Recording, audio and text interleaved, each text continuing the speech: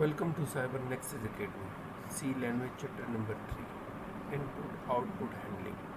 आज का जो हमारा टॉपिक है वो है get 4 और put 4। get 4 और put 4 दोनों हमारे पास एक फंक्शन है और हम इन दोनों फंक्शंस को प्रैक्टिकल करने की कोशिश करते हैं।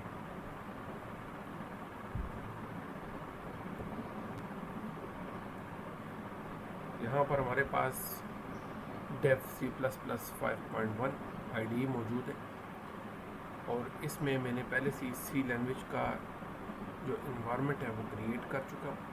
Hash include studio.h, hash include canio.h, main का आर्किटेक्चर, मीन्स पैरेंथेसिस और get ch।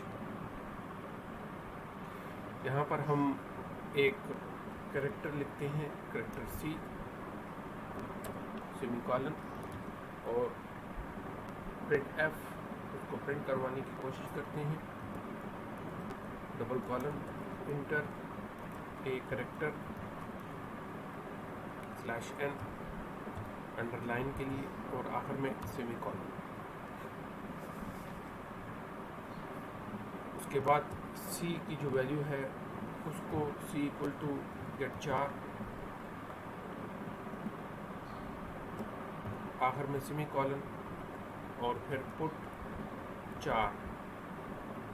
और यहाँ पर हम इसमें C की जो वैल्यू हमारे पास स्टोर होगी, जो कैरेक्टर हम देंगे वो कैरेक्टर हमारे पास सबसे पहले get 4 के ज़रिए C में स्टोर होगा और फिर पुट 4 के ज़रिए उसको दोबारा से प्रिंट किया जाएगा और आखिर में get ch।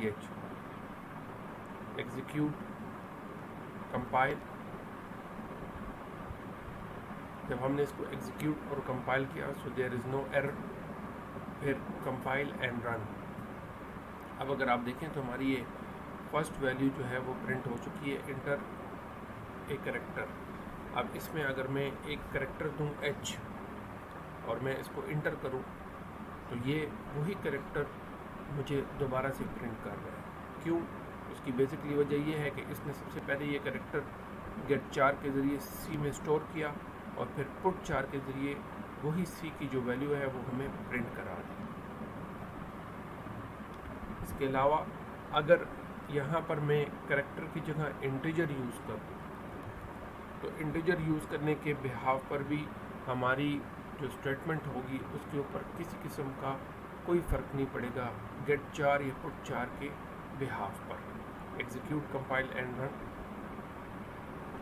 सेम स्टेटमेंट हमारे पास सबसे पहले प्रिंट हुई है, इंटर ए कैरेक्टर, वही मैं h देता हूँ और इंटर करता हूँ तो h की वैल्यू ही हमारे पास प्रिंट होगी।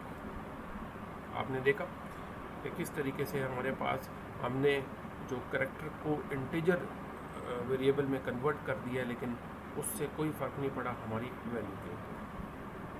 अब इसको थोड़ा सा और मॉडिफाई करते हैं और मॉडिफाई करने के लिए हम क्या करते हैं, हम इसमें प्रिंट की वैल्यू इंसर्ट करते हैं। अब अगर मैं यहाँ पर get 4 के बाद अगर मैं प्रिंट की वैल्यू दूँ तो print f %d double colon %d और फिर मैं C की वैल्यू को प्रिंट करा दूँ और आखिर में सेमीकोलन।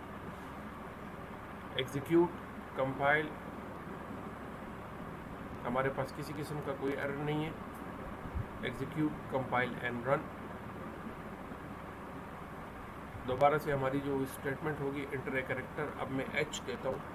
h जब मैं इंटर करूँगा तो ये प्रिंट f की जो वैल्यू होगी ये इसका ASCII कोड मुझे प्रोवाइड कर देगा। अब अगर आप देखें तो यहाँ पर हमारे पास h जो है उसका ASCII कोड 104H है। ASCII कोड हमारे पास वो नंबर्स होते हैं जो हमें कैरेक्टर के बिहाफ पर मिलते हैं। जैसे कि अगर आप यहाँ पर इस ASCII टेबल में अगर आप देखें तो इस टेबल में हमारे पास बहुत सारे नंबर्स दिए गए हैं। इसमें जैसे कि मैंने h को लिया है तो h का ASCII कोड 104 है। यही ASCII कोड हमें यहाँ पर हमारे प्रैक्टिकल वर्क में शो हो रहा है। अब अगर आप इस प्रोग्राम को थोड़ा सा और मॉडिफाई करें और देखें तो ये हमारे पास एक और प्रोग्राम है जिसमें सबसे पहले hash include studio dot H, फिर हैश इंक्लूड कान्यू डॉट एच, फिर मेन का आर्किटेक्चर पैरेंथेसिस। यहाँ पर हमने इंटीजर लिया है सी, सेम, हालांकि सी एक कैरेक्टर है लेकिन हमने एज ए इंटीजर लिया है। हमने प्रिंट एफ कराया है enter a text include a dots in a sentence to exit. जब तक हमारा सेंटेंस में आखिर में डॉट नहीं आता हमारी स्टेटमेंट एग्जिट ना हो।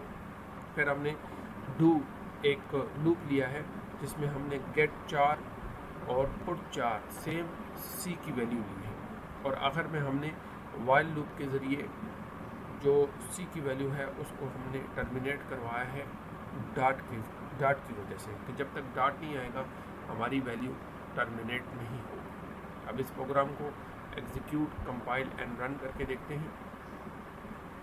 अब अगर आप देखें तो ये सबसे पहले हमारी जो फर्स्ट स्टेटमेंट है enter the text include a dot in a sentence to exit. अब यहाँ पर मिसाल में लिखता हूँ एक सेंटेंस, आई लव पाकिस्तान। अब अगर आप देखें तो इसने मुझे मेरी स्टेटमेंट जो है वो गेट 4 के ज़रिए सी जो हमारे पास जो वेरिएबल है उसमें स्टोर की है, और फिर पुट 4 के ज़रिए हमारे पास दोबारा से उसी स्टेटमेंट को प्रिंट करवा दी है। अब मैं लिखता हूँ आई लव इंडिया, तो सेम स्टेटमेंट मेरे पास आ जाएगी। अब मैं लिखता हूँ माई नेम इज़ दुरानी, तो जब मैं आखिर में जो फोर्थ स्टेटमेंट होगी उसके आखिर में मैं डॉट यूज़ करूँगा। जो डॉट यूज़ करने के बिहाव पर हमारी ये जो स्टेटमेंट होगी वो एग्जिट हो जाएगी, हमारे ये प्रोग्राम जो होगा वो एग्जिट हो जाएगा। जैसे कि our organization name is Cyber Nexus Academy, आखिर में मैंने डॉट लिए, इंटर करूँगा तो देखें हमारे पास डॉट के बाद हमारी जो स्टेटमेंट है वो प्रिंट हो गई है, और प्रिंट होने के बाद हमारा जो प्रोग्राम है वो एग्जिट हो गया। तो आज के लेक्चर में हमने ये सीखा कि हमारे पास जो पुट 4 के ज़रिए हम जो स्टेटमेंट होती है वो सबसे पहले वेरिएबल में स्टोर कराते हैं गेट 4 के ज़रिए, और फिर पुट 4 के ज़रिए उसी स्टेटमेंट को हम प्रिंट करवाते हैं। गेट 4 या पुट 4 के लिए हमारे पास जो वेरिएबल का जो डेटा टाइप है वो अगर चेंज भी हो, चाहे वो करैक्टर हो चाहे वो इंटीजर हो, इससे कोई फ़र्क नहीं पड़ता, और हमारा जो प्रोग्राम है वो आसानी से प्रिंट हो सकता है। Thank you.